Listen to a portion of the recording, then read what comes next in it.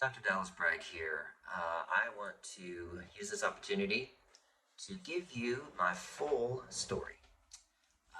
Well, not everything. Some things need to be left out. It's like asking a question sometimes that really shouldn't be answered, right? And there's some things that just are just better left unsaid and kept buried. So I wanted to just give everyone a context for and hope that someone out there might relate to this story and be inspired. And I feel like that's my calling here. Uh, that's my calling here on this earth is to inspire. And so that being said, I have broken my story down into different categories or subjects, chapters, if you will. Let me make sure I'm looking into the right camera. Uh, but the first chapter is called Country Roads Take Me Home to the Place I Don't Belong. And so let's go way back to when I was born. I was born in West Virginia. I was born to two teenagers. And these were teenagers that came from families that were very different, polar opposites, actually. One family was a strict Pentecostal holiness, and one side were what were known as hellions, right? So drinking, cussing, fighting, the whole works. And so they couldn't be much different and polarized. And somewhere in the middle of that, I didn't belong to either side. I didn't feel like I was made for church, and I certainly didn't feel like I wanted to be like my father, which was the hellion side. Um, and so that led to me growing up feeling like I didn't belong anywhere. So this belief that I didn't belong came from first I adhered to my mother and the Pentecostal church because things happened that caused me to hate my father. There were some instances that happened that really imprinted on my brain. And my father was an alcoholic, and he was an abusive alcoholic. Yes, he was physically abusive, but you know what was worse than that was the emotional abuse, the verbal abuse, the breaking down of your will, the just the harshness of making me feel as if I didn't belong even more than I already felt. And it was comments like, "I don't think you're my real son," and it was comments like, "I think my brother, his brother, who was my age, I was early, he was late, um, was said to be Dad's real son, according to Dad, because they were so much alike, and he and I were so different." What he didn't know was that he caused and escalated the differences between us early on by ostracizing me. Um, and, you know, if a little boy lays in bed and listens to his father beat his mom, you know, the thumps of the fist and the screaming, what is a boy supposed to think? How is he supposed to react? He's too young, right? He just can't comprehend what's going on. It's too big. So, anyway, that was also a ancestral curse that came down, but that's another story.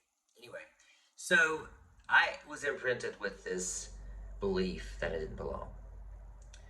Soon discovering that I had feelings for the boys in the class um, really ostracized me from the Pentecostal, the church side, even though I kept adhering to that because that's where I felt most accepted anyway. I felt the most encouraged to be myself, and I felt safe for the most part. Safe is a relative word when it comes to that because I also felt like I could go to hell at any second. Um, and so um, when I realized that I was having all these feelings for boys, then I felt like I had a demon and I needed to be exorcised and delivered many, many times. And so, can you imagine living in this state of trauma? This ongoing low level trauma of I don't belong. My dad tells me that I'm not his son, but also I can't fit in here because I'm going to hell at any moment. Because no matter how hard I try, these feelings won't go away. Uh, where do I belong? So this belief, I believe, was projected, and it was also confirmed in junior high, elementary, junior high, high school, because I did have effeminate qualities and mannerisms. And if you can imagine a small town in West Virginia, before equality was a thing, um, it wasn't. I wasn't looked on too kindly, and was pointed out often. And so the thing is that if you're told you're something so many times, then you just begin to believe it yourself. And being called a pansy and queer and Dallas brag. I pledge allegiance to the flag. Dallas brag is a fag. That was a little rhyme that was cute. That was made up for me. Um, and then, there's the sports teams at PE. I was always picked last. Not only picked last, but there were like it was a fight over who had to take me. Um, this kind of thing. So this message of not belonging, not being accepted, being rejected, being excluded, it was just confirmed and backed up, and the momentum was built on and on and on. And there's different ways that I handled that. It came out in social anxiety and awkwardness, and I didn't want to go to the dances, and I didn't want to be seen. I would try to, hide in the shadows, and then that turned into obnoxious behavior. Like I was trying to, I guess, number one is trying to bring people down to my level. Number two, I was trying to beat them at the pass in terms of exerting this facade of aggressiveness, and so that it would kind of temper off the bullying. I still got bullied a lot, stopped in the hallway and said they were going to beat me up and they're going to meet me after school and all this kind of stuff. It was all that kind of thing. And everywhere I went, there was snickering and jokes and laughing and all that whole thing. So, anyway, that, didn't help the image that I had, of course. So, let's move on to graduating high school. I graduated high school, and at the end of high school, I had a girlfriend. And we were best friends. I mean, we just loved. We were just same sense of humor. We were best friends. Um, we both hated our fathers. We both hated where we were, the county we were in, and we wanted to get out. To not live together at the time, So what's the option? Getting married. So on my end of things, it felt like a ticket out because I knew that if I went to college or if I went out into the world, I would be faced with the challenges of what if I meet a man or what if I'm flirted with or whatever. Um, and having a girl like me want to marry me felt like, again, it's called a beard, it's about a protective mechanism. But it felt safe and it felt like this was the answer to my anxiety. and not only that, but I did, I loved her.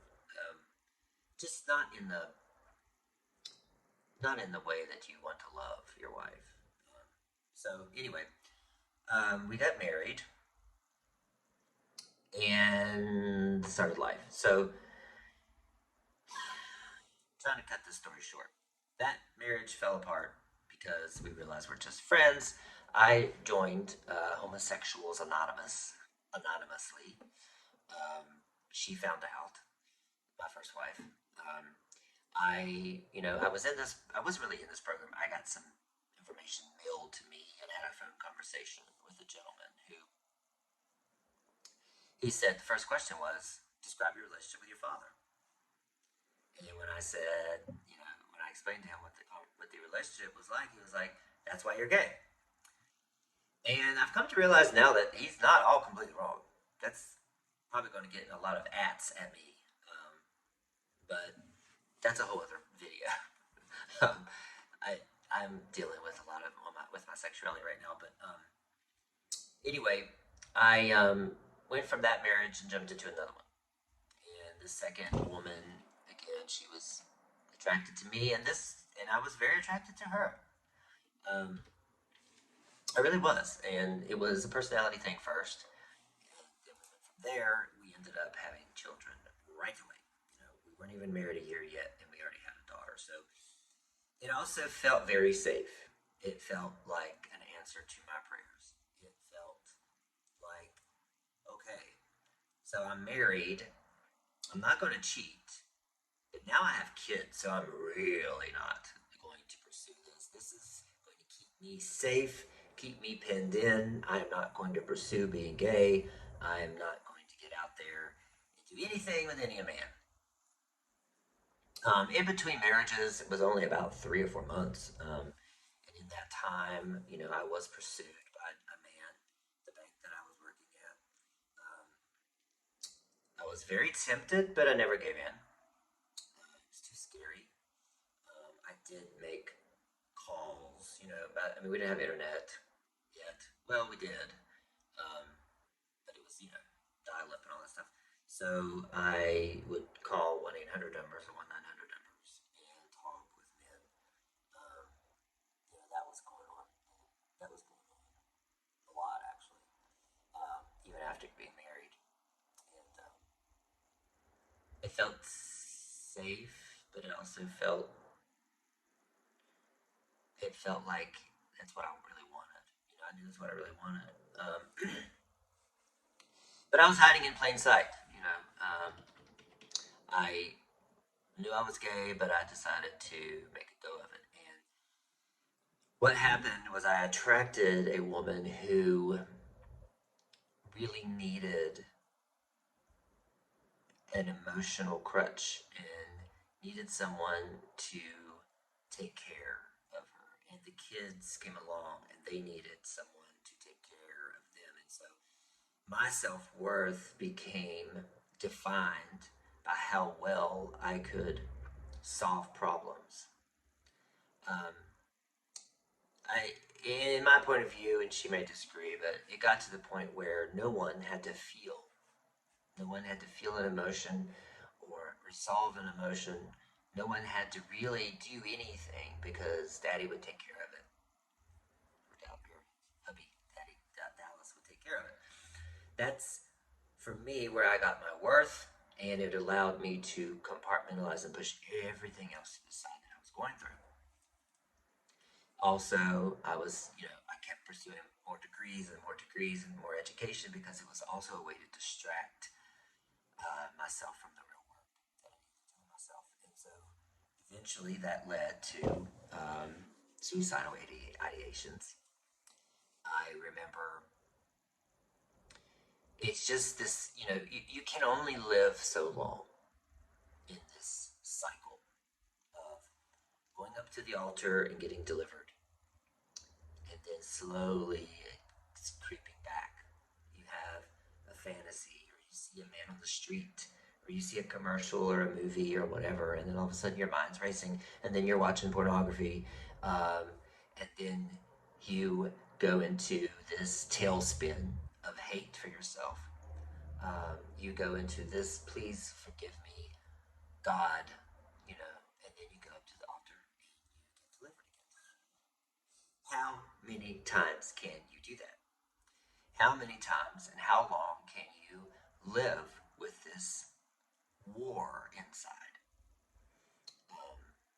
How much self hate and shame can one person feel? So, there was a time when I could be driving down the road and the voices in my head were so loud of just this battle raging on. And I would turn the radio up as far as I could. I'd roll the windows down. I'd scream just to get some type of relief. And so I had picked out a tree on the way to work that I was going to slam my car into. And I didn't know what else to do. I felt like that I was doing a disservice to everyone else in my life, especially my kids, by living this secret life. And they deserved a real father. They deserved a real man. So long story short, I ended up checked into a mental hospital. And that's when first time I came out to anybody. And there's the counselor there. And in order to get out, I had to come out to my wife. So, and I did, but in a way of I'm having these unwanted homosexual tendencies, these unwanted thoughts. Can we pray them away? And that's the context that it was in. And we never talked about it again after that. I didn't want to mention it. She didn't want to mention it, but then she eventually found gay porn on the computer, and the cycle raged on. But I began to seek some answers, and I began to see myself in a different light. There's a book that came into my experience, called The Four Agreements. Dr. Dyer's book, Change Your Thoughts, Change Your Life. I read those books, and there was something about the messaging there that felt right. There was something about the way they presented God that felt right, in alignment. And it wasn't that I needed an excuse to be gay. It was that I needed to know that the God that was portrayed to me through hurt humans was not the God that loves me, not the same God that's there. And I needed to experience and create a relationship of my own with God and Jesus Christ. And that this is part of me. And it's not going away. And I'm not happy. And life, I have to now, I'm doing a disservice. The real disservice was staying in this capacity and not being honest with my wife and kids. So I came out. As they say, I didn't just come out of the closet. I busted the door down, because once I decided and once I felt that click into place, that taste of freedom, of clarity, of lightness, of ease, of identity was just, I couldn't get enough of it. And I was not going to turn away, no matter who was upset or who was coming to come against me or shun me or whatever anybody had to say. I had a taste of it, and I was going for it. And so moved out 2 weeks later, jumped right in to the gay community. And that's the section that I call I'm here, I'm queer, nobody cares. And that was when I ventured my way into the gay community. The only thing I knew about gay people was what I saw in Will and Grace. And little did I know that what I saw in Will and Grace was absolutely nothing like the real gay community. So, trying to make this concise, I still carried with me, and I'm saying this now out of retrospect. I didn't realize it then. I still carried with me this belief that I wasn't accepted, that I was abnormal, that people didn't like me, that I didn't belong. So, still carrying that with me projected a new reality just in the gay community. So, what I faced was not this, what I thought was going to happen was this welcome to the family, rainbows, butterflies, unicorns, glitter. It was, you have to prove yourself. And who are you? And you can't just insert yourself into our groups and those kind of things. It was a challenge. And then I started getting a lot of feedback about, you're too feminine. And I was like, well, fuck. I mean, I had spent 36 years trying to hide my effeminate nature. And now I still have to hide my effeminate nature. Um, it was just it was so disappointing. And it was such a letdown. Um, so anyway, I turned to what I could only do was Grinder and Scruff. These were the dating apps, the hookup apps. Let's not call them dating apps. Some will say they are, and I guess they are if they use them that way. But for me, I used it for validation. I used it to feel included. I used it to feel something. Because now my reasoning for my purpose, which was pouring myself into my family and making sure everybody was okay, was gone. I have nothing left. I didn't know who I was. I thought that being gay was my identity. I thought that coming out would take care of all of my problems. And it only exasperated them because I had held on for years saying, if that happens or when that happens, I'm going to be free. If I could come out, I'm going to be happy. And then when I got it, I was worse. And so, what do? You're just deflated. And so, Grindr was my only way, my bridge to at least temporarily feeling something. And that fed into the underlying addiction that I had, which was the sex addiction. The sex addiction would bring me the validation and purpose and meaning and connection and acceptance, at least temporarily. So, eventually met someone who stuck around, didn't leave the next day. The first one that came around that showed me any attention and wanted to see me again, I clung to. And that was a trauma bond of epic proportions. I was definitely anxious attachment. If you know anything about the attachment styles, he was avoidant. Wow, we did a whole dance for about a year and poured myself into him, poured my soul into him, and it just didn't end well. So, putting that aside, next, I started making friends in the gay community. Yay! Somehow, some way, I began to make friends, and I had a friend group. We would go out to the bars Thursday, Friday, Saturday, Sunday, every weekend. And I finally started to feel like I was accepted, but still, if you have an exclusion wound or an abandonment wound, you will find any reason, whether it's subtle or not, to feel like you're not included. You will find any reason to set yourself apart. And so I was the old one, and I was the less good. They were all good-looking guys. They were muscular, masculine, all this stuff.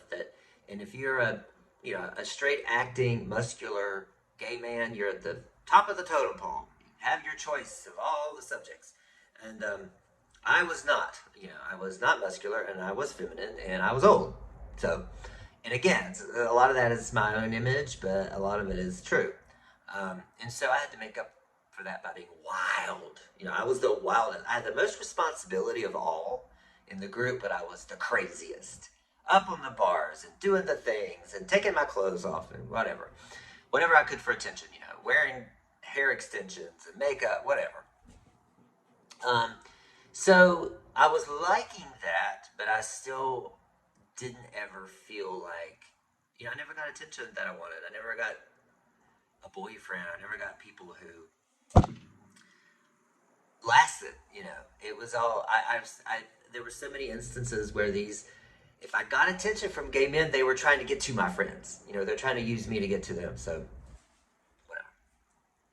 So that led into the next phase of my story, which I call hot meth. I was a hot meth. I, you know, the story is I've told so many times, but I was in the sun reading a book, had Grinder on. I saw a new square on the Grinder grid. If you're familiar with Grinder, and someone I wasn't familiar with, and in his defense, his profile stated "Party boys to the front." And okay, I partied. I partied every Thursday, Friday, Saturday, and Sunday. Um, so anyway, we started talking. He's like, "Come over. We're already partying." This was Sunday morning, so I was like, "Okay, we're going to day drink," which I used to do with my boyfriend. We're going to day drink and have a little fun, hook up, whatever. And I was like, "We must be a party." Again, we in a party. So I get there, and it was only him and one other guy. The other guy left, but it wasn't a party. There was no alcohol. There were porn. There were like two TVs with porn going, a sling hanging from in the living room, and I sit down and everything, and he hands me a pipe. You know, which by the way, I had brought a condom and asked him if he would use a condom, and his response I remember was, "If I have to," which is so funny now that I know what I know about the meth community. Anyway, so I did ask what it was. He told me. I did it anyway. Started smoking from the pipe, and then I also took GHB. Yada yada yada. It was about 24 hours later. We had moved the party back to my house, and he and I, did the thing you do on meth for a very long time until the next morning. Yeah, I was up for 3 days. It was miserable. I missed work, of course, on Monday, which, that's the first sign. It's the first sign when you start using, you start calling off work. And so that started it. I had not used any drugs before. That was my first drug. And I went in full force because crystal meth is the perfect drug for gays. Amen. It took away the shame, took away the pain, the trauma, made you feel invincible. It made you uninhibited. You didn't care anymore about being judged. You just did it, And I felt accepted. I felt sexy. I felt like I had found my tribe. I really did. I was like, this is great.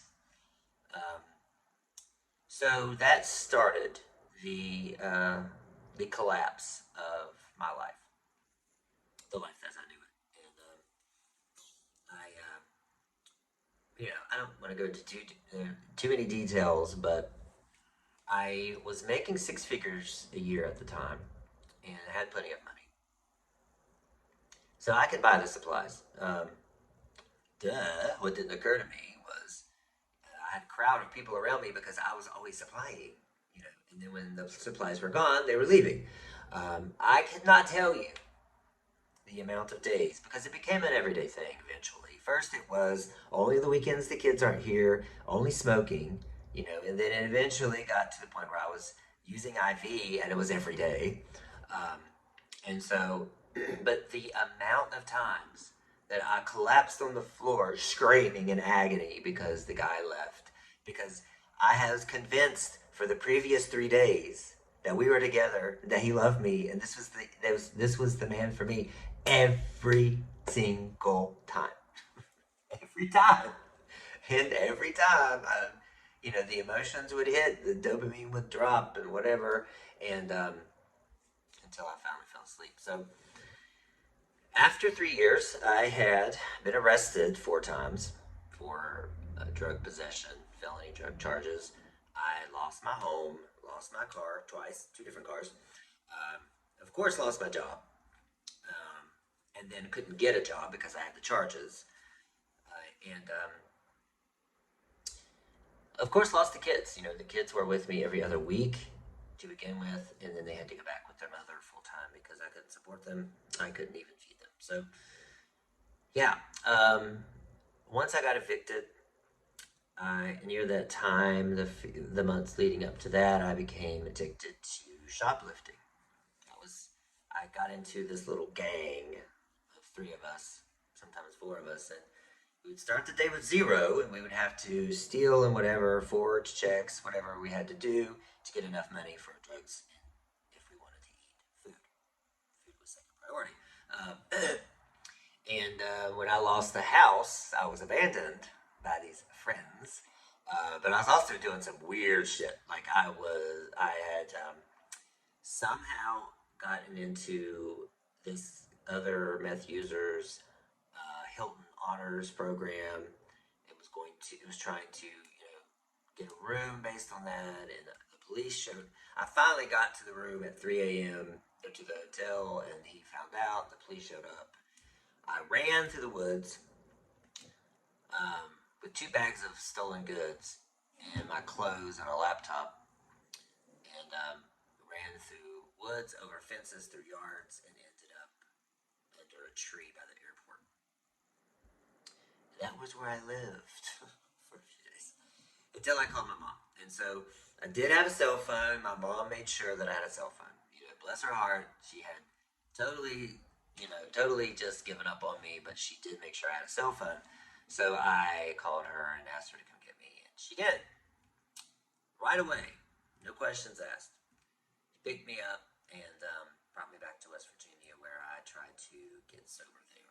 And don't know why I would think West Virginia would be a good place to get sober, but I ended up back in Charlotte. I ended up thrown out of a car, losing all my stuff again. All I had was my clothes, and just turned myself in. I had all these charges. I had an APB for my arrest. I hadn't showed up for court. I just turned myself into a police officer. And that's when I got sober. The only people that would answer my calls for the 4th time in jail was my daughter. So my daughter and son picked me up from jail, and we went to a park, and some situations were going on with their mother, and they said, we need a parent, and we need you. So that was my incentive. I was lucky enough to have kids to be an incentive. Most gay men that I talk to in this addictive community do not have kids, and they have to find other ways to get sober. But luckily for me, I had kids and a mission. So that's when I got a job right away at a restaurant. I got 2 jobs, and I lived on the street for just a couple nights for a little while, and then started staying in a pay-by-week, really bad hotel. Blood on the ceiling, the door wouldn't shut all the way, but I was on a mission. So I also, in the meantime, my mother, sweet mom, after driving the bus every day for a while, gave me my car back. It's another story. She took my car, and I became a prostitute. And with an eviction on my record, criminal charges, who's going to rent to me? We needed to raise a bunch of money to find a house to rent. So between the 2 jobs and the prostitution, I was able to get some of my belongings that were getting ready to be auctioned off rental facility, raised enough money to pay a first month's rent, security deposit, and second month's rent. All the deposits for the utilities, all the supplies needed to go in the house. I've got all that raised. And once we got in the house, I stopped being a prostitute, thankfully, but I did what I had to do. And so anyway, we finally had some normalcy again. I got a job at a upper class restaurant, at a steakhouse, and was making enough money to get us supported, and we went on from there. Um, so it's been 5 years, and what a journey. Um, when I first got sober from meth, I was not sober because I still had a sex addiction. I still had an addiction to affection, attention. I still felt like I couldn't be accepted anywhere, and that became my reality everywhere I went. I had to go to rehab. I was going to rehab. I was going to drug treatment court. I was getting drug tested 4 or 5 times a week. I was working 2 jobs. I was being a prostitute. I was then traveling to Mooresville by bus. It was an hour on a bus every way. Finally got a car. There's a lot going on, and it was a mission. And once I got there, and I got out of rehab, and I graduated drug court, my charges were expunged. I was making some money. We were on the right track, and then I got bored. Then I was looking around one day. I was washing dishes, and I was like, adult stuff. This is not comfortable. This is where I was before I got into addiction, and I really just want to use again. It was what I wanted to do, and I just got so scared. I got so scared of losing everything again that I ran outside, left the house, and I ran outside into the woods. And I just remember the scene, and I have a picture of it somewhere. The sun coming through the trees, and I just reached my hands out, and I was like, somebody please help me. I looked down at my phone, and I went through and I deleted all the contacts I had, to get drugs and whatever, and the apps and everything. And I heard this voice in my head say, we've been waiting for you. And I just sat there in the silence, and I was like, what? And then they said, you have to do what this tree is doing. And I looked over, and there was this rotting tree on the ground. And I was like, oh, I have to die. Yeah. Everything about me has to die. So that started my spiritual journey, my official spiritual journey. I then started researching like crazy, everything I could, from chakras to spirits to angels to whatever. And it was a good start, but I'll tell you that it took years. It took up until now, to be honest, to really uncover what got me into that state in the first place. To really dig deep, unpack, unpeel the nastiness, the pain, the realization that my memories were not real, that I had trauma, and to really get in there and just work around with it and heal it. And I did use plant medicine in my sobriety journey, ayahuasca and psilocybin, if you consider it plant medicine. Um, those helped me kind of shift perspective. And I've come to learn that sobriety, the spiritual journey, it's all about personal growth. It's all about one perspective shift after the other. And they helped me shift a perspective about myself the same way that the Four Agreements and Dr. Wayne Dyer did, years before. And that I started to see the world in a different way. I started to see myself in a different way, and love started to grow. Love for myself began, but I also had to, it's a track of forgiving my my father and forgiving myself, and then understanding what really went on with my father, and empathy and compassion. And, it's just been this journey. And I hate to keep using that word, but it is a journey. I mean, it's been this, you think you're there and you're not there, and you think you're there and you're not there, because you never get it done, and you can't get it wrong, but you just keep seeking more clarity and more healing and new perspectives. And so that's my story up until now. After 5 years, it was in my fifth year when I started my coaching business. I decided I wanted to give back. I know that there are so many people out there suffering from not just addiction, they're suffering in sobriety too. They're suffering in sobriety because they still know that something ain't right. They still know they haven't got it yet. They still know that they have a sex addiction. It's just a little more manageable than a drug addiction. There's just something left. There's a missing piece, and I want to give them that. I want to help fill in that piece for them, and live in the state that I'm living right now, which is complete, for the most part, clarity, peace, freedom. That's immeasurable. It's invaluable. So that's where I am right now. I can't wait to see what the next 5 years holds.